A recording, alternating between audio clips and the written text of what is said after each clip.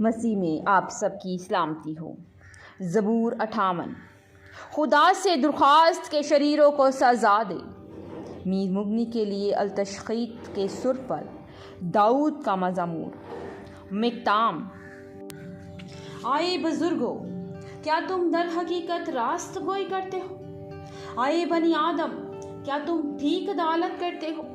بلکہ تم تو دل ہی دل میں شرارت کرتے ہو اور زمین پر اپنے ہاتھوں سے ظلم پیمائی کرتے ہو۔ شریر پیدائش ہی سے کجروی اختیار کرتے ہیں، وہ پیدا ہوتے ہی جھوٹ بول کر گمراہ ہو جاتے ہیں۔ ان کا زہر سانپ کا سا زہر ہے، وہ بہرے افی کی مانند ہیں جو کان بند کر لیتا ہے، جو منتر پڑھنے والوں کی آواز ہی نہیں سنتا۔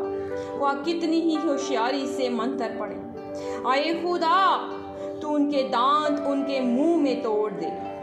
آئے خداوند، ببر کے بچوں کی داڑیں توڑ ڈال، وہ گھل کر بہتے پانی کی مانند ہو جائیں۔ جب وہ اپنے تیر چلائے تو وہ گویا کند پیمان ہو، وہ ایسے ہو جائیں جیسے گھونگا جو گل کر فنا ہو جاتا ہے، اور جیسے عورت کا اسقاط جس نے سورج کو دیکھا ہی نہیں۔